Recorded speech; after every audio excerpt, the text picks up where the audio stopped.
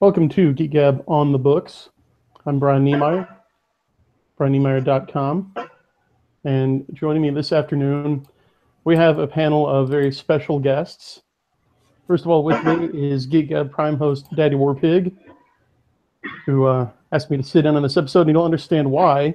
When I get to our two special guests, we have producers Mike Lermon and Richard Rosenthal, who are working on a television adaptation of Black Tide Rising by author John Ringo.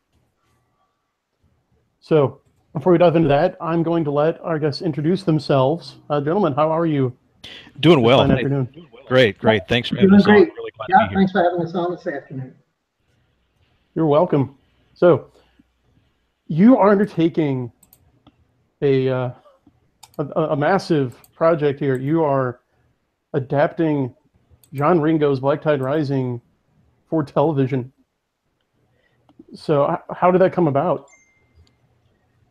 Actually, this all got started about a year and a half ago. Mike had set up a meeting with Toni Weisskopf, who is the publisher at Bain Books, and we went out and visited with her and sat down and had an initial meeting. And she said she asked us what we were interested in, and I said we were looking for properties that we could work with. And she said, well, I think I have one in mind. And she said, I'll send you these books. She said, take a look at them, let me know what you think. And my background has been, I've been for the last 8 or 9 years, because of friends I have here in Georgia, shooting zombie-based, vampire-based type horror shorts, if you will. That's what we've been doing. But that's how it got started. So she sent us those books, and take a look at them and let us know what you think. And we kept on talking about it and developed a game plan, and that's where we are today. Yeah, the funny thing about that is of course, and this was one of the first things Richard said to me when Toni described the premise and got the books. It was just kind of like zombies, really? Because one of the things Richard had been telling me for a while is that, okay, I don't want to do horror stuff anymore. I don't want to do zombie stuff anymore. These guys are, I'm working with a bunch of horror junkies. I'm just ready to do something different.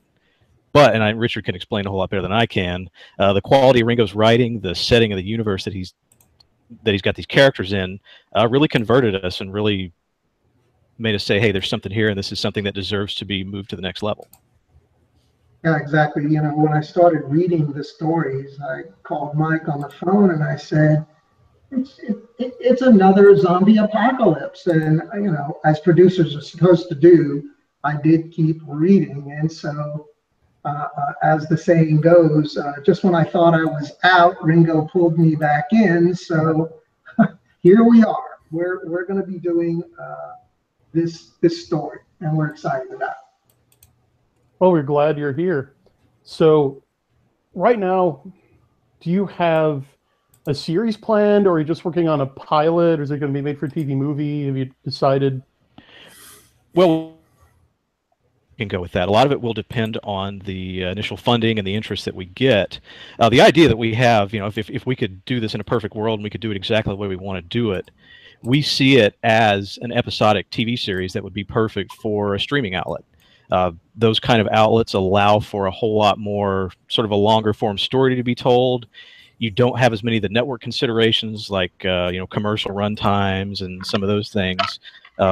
Places like Netflix and Amazon allow their shows to sort of bust the traditional run times, to tell their stories, and that's something that's very appealing to us. And it's just really we see it as perfect for that sort of medium, and ideally, if that's what we would like to do with it. We're trying to take what we basically have are the 4 books which make up the initial story, and then an anthology that was released about 18 months ago, and we have the rights to all 5 books. And with that amount of story to tell, episodic TV is the way to go. If you had to really condense this down into a movie type format, trying to get it all done in one movie would really be a challenge to get done, because the question would then be, what are we going to cut out to make it fit into some reasonable runtime that you could get people to have an expectation they want to sit through and watch. Absolutely. Now, since this show focuses a little more on the author's point of view, I'm interested in how you said you acquired the rights. Now you talked to Tony, you got the rights to all 5 books. And a question I get a lot is from authors is, I'd love to see a television or movie adaptation of my novel someday. So since you gentlemen are coming at it from the producer's point of view, what would you say to an author who might ask, well, how does that happen? What do I have to do to get my novel adapted for a TV or movie project? Well, I think in a lot of cases now, I think just the way that the industry is changing and the fact that there's just so much more interactive opportunity between audiences really helps out with that. Even like 10 years ago, the thought of somebody saying, hey, I want to crowdfund a proof of concept, or I want to crowdfund a pilot episode or a film or whatever, I mean, you would probably get laughed at just because that mindset and that thought just really wasn't in anybody's mind at that time. And it's just so much about technology and about the way content and the way entertainment is distributed nowadays. It just really opens up a whole lot of these different opportunities. And ultimately, I think when you're looking at that sort of thing, when people who have money and who do entertainment and who do these kinds of things, when they see, hey, there's a large fan base for this or that or whatever, it really gives you an opportunity you wouldn't have had in the past to get something out there and get it into the realm of possibility to make it happen, like what we're doing right now. One of the things that you see these days, which didn't exist just a few years ago, is the concept of having YouTubers who can go out and actually put together on a rather inexpensive basis what they want to do and put it up on YouTube. I've seen people here in Georgia pull together funding and do feature films of something that they wanted to do that way, whether it was a remake of some other type of science fiction genre. And then after that, they have to attract investment people and distribution people, and if need be, additional producers to come on board who have an interest in the project. And that's the other part, is to find people who are genuinely interested in your material and want to do something with it and do justice to it, not just for the sake of, well, we want to make a buck. Right. Very important. Yeah, and go ahead. I was just saying, one of the things I would add to that too is the fact that film and television occurs in so many more states now because of tax incentives and other sort of boring political stuff that I won't get into. One of the opportunities that opens for folks like us is that a lot of these states, and not necessarily the government part of the state, but just people who are in the industry in these different places, they really want to find commercially viable projects that they can sort of slap their brand on and say, hey, this was completely made in this state, or this was conceived and this sort of happened here, instead of just happening in the places that you normally associate with film and television projects. And with the state of Georgia, that sort of works to our advantage, because we do have a state that really wants to move towards having a thriving, self-sustaining industry here. And of course, you can go to any number of Marvel movies nowadays, and The Walking Dead, some of these other projects. You'll see that made in Georgia if you watch through the end credits. And Spider-Man. Exactly. Yes, Yep. Spider-Man. Yep. And yeah, you're seeing that a whole lot more all over the place now, and it opens up a whole lot of other doors that you wouldn't otherwise have opened, just a few years ago. Right. Yeah. I know that Christopher Nolan's Batman trilogy was filmed in Illinois, and then the Marvel movies. If you wait till the end, you'll see the stylized Georgia peach at the very end, filmed in Georgia. So and then also Canada has quite a few tax incentives, or at least used to, for filming. So yeah, it really doesn't seem like filmmaking and television production are as concentrated in Hollywood as they used to be? And do you think it's because of this greater mobility, of course, because of telecommunications and the internet and the ability to engage with the audience directly more? I think so. I think that plays a lot into it. Now, most of the money still is in New York and LA, and those places are going to be involved in most things to one degree or another. But it really does open up a whole lot of other abilities to just kind of adapt and improvise what you do. The tax incentives help out a lot. The different just sort of diversity of geography helps, particularly in Georgia. There's a lot of places that can pass for a whole lot of other places in Georgia, and that's one of the reasons that it's very popular to come here and shoot things. And yeah, sorry, go ahead. No, good point. Yeah, and the other thing when we talk, I know when I get a chance to talk to people from production companies and they're here, they genuinely like to come here. Yes, the tax incentive is one reason that they do come here. They also like coming here because they find shooting here to be a much easier task as far as sort of an overall energy attitude is concerned. That when you're in other locations and you're shooting, the energy level can be a lot more taxing on the crew and everybody that has to be doing what it is they're doing.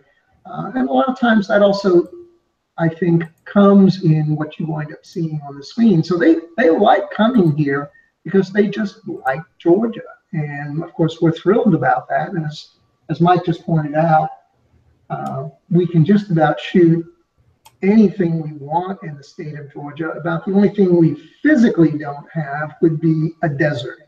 But we can actually go to one of the studios, and if need be, we could probably simulate one of those. Right. Yeah, I have friends who are indie filmmakers, and they tell me that location shooting, like especially have to travel somewhere exotic, can be one of the biggest expenses for a production. California, a quick historical note, California was picked because it was the furthest coast away from Edison, who was trying to take over the film industry by charging every movie fees to use this technology. But one of the reasons why it thrived is because it had such a wide variety of different terrain that could substitute for a number of different times and places. And there was even a map of California for producers to use with specific areas laid out. Like this part looks like the Southwest or like Mexico. This part looks like Italy. This part looks like England. And you can go to different places in California and shoot locations in the state that look like places that are all over the world. And if Georgia has that, also has that kind of advantage, it's a very big competitive advantage towards making Georgia a real, real alternative to Hollywood. And I'll tell you a funny story how that worked. I was working on a project about 4 years ago, and we were looking for a location. It needed to look like New York City. And I said, I've got a street in mind in downtown Atlanta. And I grabbed a hold of one of the other producers, and I said, let's go take a look at it. So we get down in the area, and we notice there's a lot of hubbub going on, and here's all the white trailers. And as we walk out onto the street itself, who's there? It's the Vampire Diaries. What are they shooting? They're shooting a sequence in New York City. And so the idea was, to your point, we can really do a good job of making ourselves look like what the production companies need us to look like. Great point. Oh, so there was already another crew that had the same idea and were using the same street to simulate. Absolutely, and it's great that way. I turned around and I just looked at them. I said, well, there you go. At least I had the right idea for the location. We just need to get them out of the way so we can shoot our stuff. Brilliant. So we keep brushing up against the idea of the funding. So I think a lot of people listening probably don't have a very clear idea of exactly where the money comes from for a production of this scope. And it's a pivotal question. Money makes the world go round, more so in entertainment. So are you guys looking for investors? I know that you have a crowdfunding page up. The crowdfunding page that's up now, the idea behind it is so that we can do a proof of concept that we could share with the fans, show to investors, and also distributors. So that's what we're doing now. And you're right. Shooting a film or shooting episodic TV, if you're looking to do it so that it's credible in its appearance and get the story told so it doesn't look like it's a home movie, it's expensive. You know, you would like it not to be that way, but to shoot an hour worth of TV, which isn't really an hour, it's about 40 some odd minutes worth. Some of the episodes on the low end, you know, you're looking at $700,000, $800,000. On the high end, you could be looking at $2.5, $3 million for an episode. Depends on how elaborate the episode is and what's going on. Right, and I just want to point out to our listeners that you can find a link to Mike and Richard's Indiegogo page in the show notes below. And also blacktiderising.com. The Indiegogo thing may be a little harder to remember, but yeah, if you remember blacktiderising.com, it will take you straight there too. Much easier to remember, thanks. So moving on from more of the nuts and bolts, the inside baseball. So it's a common question, but I'll let each of our guests take this in turn. So how did you get into this business? I mean, TV production, it's glamorous, but seems to most people like sort of a rarefied, exotic kind of profession, you know, that only people in Hollywood used to have access to. So I'm really curious as to how you find yourself in this line of work. Well, for myself, it was just kind of by accident with me. I'd been in the Air Force for 4 years. I did a couple extra years working overseas as a government contractor. Came home, thought I was going to law school. You know, took another look at that, took a look at that market, and decided, well, that's probably not the way to go. And I was really just kind of trying to figure out what's next. And this just really kind of random opportunity came out of nowhere when a family friend of ours had a TV show idea, and that was something that just, for the hell of it, one night, just because I'd become acquainted with Nick Searcy from Justified, just online, and I found out that it was, you know, kind of along the lines of a topic that he was interested in, and I just kind of threw it out to him for the hell of it one time, and really expect anything back, and he actually wrote back, said, "Tell me more," and I connected the two of them together, and he loved it enough to come and shoot footage and put a sizzle reel together, and I just kind of fell into it by accident. I wound up helping out with a few things on the production side of it, you know, helped out with some of the budgeting, with finding some locations, finding some folks to shoot with, and it just kind of went from there. And I liked it enough to say, hey, you know, I guess at that point I took, you know, I started taking a look at what was going on in Atlanta, specifically in the state of Georgia, and I said, hey, you know, maybe there's something here. This is worth a shot. So for me, the way I started into it, I have some friends who were amateur filmmakers and wanted to do a film festival type of shorts. And so one of the things that was interesting is in my past life, a lot of what I had to do was project management work. So budgeting, scheduling, taking care of things like that is something basically I'm very accustomed to doing. And so I would be pulled into these projects to produce that way and make sure that whatever it was we were doing, you know, was budgeted, and we stay on budget, and we stay on schedule, and we get everything done.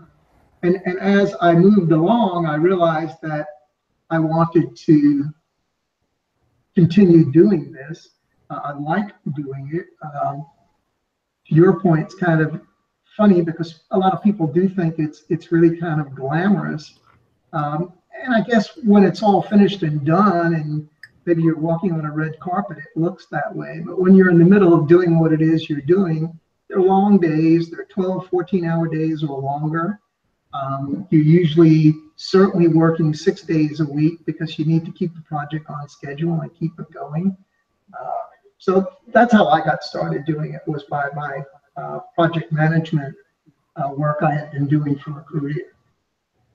Well, no one really wants to see how the sausage is made, but as well as I do that without guys like you, nothing would get done.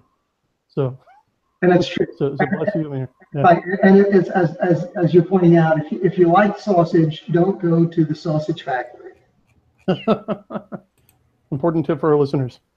So, Yeah. Also, go ahead, Mike. I was just going to say the talent side is definitely a lot more glamorous. It's what people associate with it the most, and in a lot of cases, it's the most fun. It's funny with when I worked with Nick on the project we did. That's one of the things that he would joke about quite a bit. We would be sort of in the middle of something, trying to work out some kind of problem or whatever, and he would just kind of turn to us and say, "Man, this was a lot less complicated when I could just sit in my trailer and bitch about the air conditioning." Right. Yeah, and I know what you're talking about. I have an indie director friend, Tony Wash, who was working on a small film, High on the Hog, with Sid Haig, and he had his producer quit on him. And suddenly, because it's a small production, it falls to the director to take over. And he's just pulling his hair. I was like, man, I don't know. I'm just falling apart at the seams here. And luckily for him, Sid stepped up and he was done with his 5 days of shooting. And so we'll tell you what, how about I stick around and produce an executive produce for you? And he did for free and help get the movie finished. So I never underestimate the business side. I mean, yeah, the talent side is vital, but the finished product can't exist without both. Absolutely. Yeah, it's the difference between something you might make for your friends to see and for something to just sort of sit on a shelf and collect dust, and something that actually gets out to a market. Exactly. And it's a small world. You mentioned Nick Searcy. He's a great guy. We follow each other on Twitter. And I know him through another friend of the show, author Larry Correa, who's also friends with John. Oh, yeah. We know Larry, too. Yeah, we love Larry. Larry's a great guy. Oh, I love Larry. He's been on our other show, Geek Gab Prime, before. So, folks listening out there, if you haven't listened to that episode, it's one of our most popular ones. Go and give it a listen after this. So, Jason, you've been kind of quiet. Did you have any more points or questions for Mike or Richard? Not particularly, no. I'm just glad we got a chance to bring him on the show and talk about the project. I'm excited to see it. I will say this. I'm a big fan of the Black Tide Rising book series. I've read it, I'm going to say 7 or 8 times. It might be a little bit more than that. And I think it's one of the best zombie series out there. And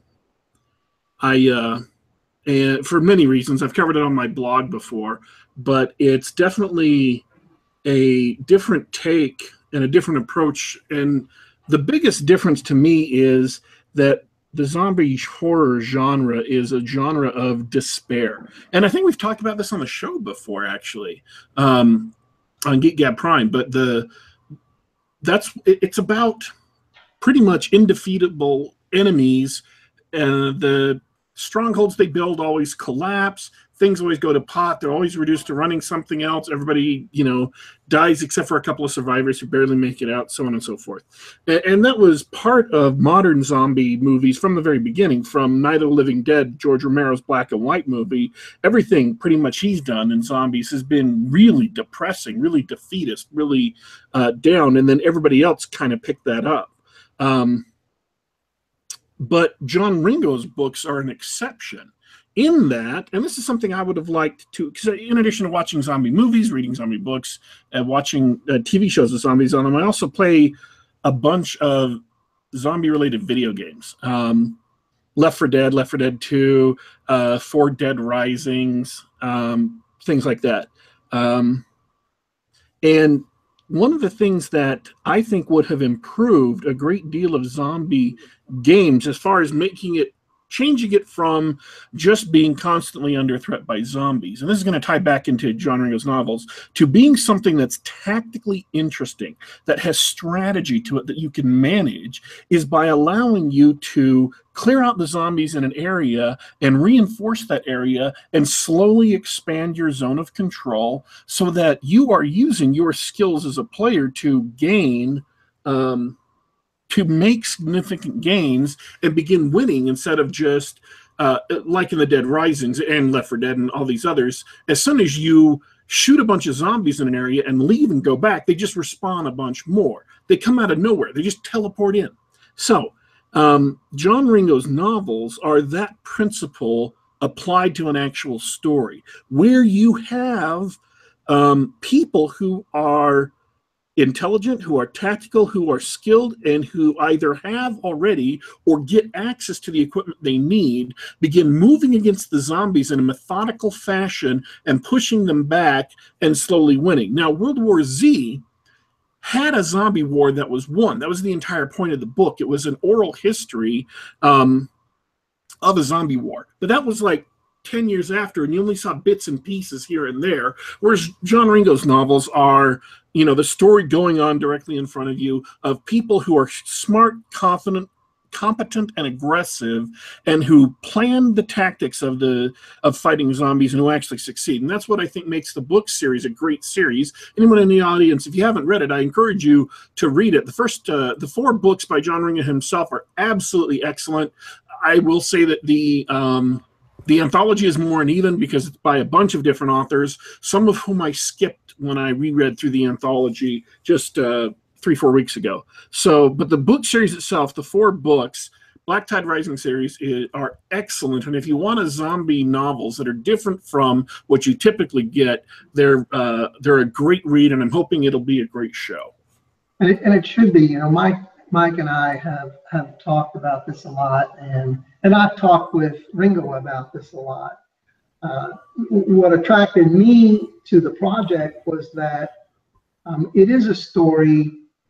It's a coming of one of the storylines. It's a coming of age story of the 2 sisters, Faith and Sophia, and that's what attracted me to it when I started to understand where he was going with this. Yes, it's painted on the backdrop of this worldwide pandemic. The other part of what he did, which I really liked, was his approach to their family unit. As being a complete family unit, a whole family unit. It wasn't like it fell apart. Yeah, the 2 sisters banter back and forth with each other, as you would expect 2 sisters to do. And that was the other part, is that the characters are very believable. They're very plausible, because he writes the dialogue in his books very much like teenage girls would wind up talking to each other. And their actions and what they do. And so the idea that what you're saying is that, you know, is it about the zombies? That really isn't. It's more about the 2 girls. It's about the family. It's about the individuals who they meet along the way as they're starting to pick them up at first at sea. And they start realizing, okay, we're getting this group of people together, and they become some sort of a cohesive unit to help the family move that whole process forward, like you were talking about, of how do we rebuild society and the planet after the slate has been wiped clean. And when you get into the last book of the 4-book series, that's what Ringo gets into. And as you're saying, it's very methodically done. He's very strategic about how he writes it. And again, makes it very believable. Is it easy? No. Is it plausible? Absolutely. And it's most probably the way it would probably happen. Yeah, and that's one of the things I really liked about it too, was that you know, when you see these different kinds of genre pieces, you have folks that are, you know, sort of tactically minded and able to organize, and with military and combat experience. And a lot of times in other stories, they're either just overlooked or they become the villains. Well, one of the things we really like about Ringo's approach is that, hey, these are, these people are almost sort of channeling the founders of the country, if you wanted to make that analogy. And these are the people who have these sort of bigger picture visions, and people who can really say, okay, hey, it's time to sack up and start rebuilding society and start trying to make something out of what's happened. And that's one of the things that I really like about it. I just ran into that problem just last week just this week reading a comic series I picked up on Comixology, where the one special forces soldier, ex-special forces soldier in this terrible situation is also a football coach. It involves a high school being teleported to an alien world, and there's all kinds of hostile alien creatures there to kill people. That one special forces soldier, who is trained, because he's trained to organize people, to get them motivated, to teach them how to defend themselves. He actually turns out to be the wannabe Hitler and sets up a dictatorship in the school and starts beating up students and throwing them in cages and stuff. And I rolled my eyes so hard at that. I'm so sick of that trope. Oh, it really is. I mean, yeah, do you have those people that kind of exist? Yeah. I mean, you see it in the real world, but you also have a whole lot more who are more George Washington than wannabe Benito Mussolini. Well said. Well, on that note, we are about out of time. So I'd like to thank my special guests, Mike and Richard, and also Daddy Warpig for sitting on this one, for helping to arrange this episode. Before we go, does anyone have any final messages for our audience? I would just say thank you guys for listening. Thank you for supporting the campaign. Go to blacktiderising.com. Check us out. This really is a very worthwhile project. It's worth your support, and it's something that really deserves to be adapted into a series. I totally agree, and we really do appreciate your time and having us on this afternoon. And for the fans that are listening, we're looking forward to getting this out, so you'll have something to look at and give us your feedback on it. Look forward to it. Excellent. Well, thank you, gentlemen, again. Thanks to everyone at home for listening. Now, a reminder, because Daddy Warpig is here, and if I don't point this out, he will kill me. Make sure to subscribe. Make sure to double secret subscribe. And after you click subscribe, you got to click the little bell icon, or YouTube will not notify you of upcoming shows. So again, thanks for listening. You can find a link to Black Tide Rising and your humble host's other projects in the show notes below. Thanks for joining us, and remember to keep reading.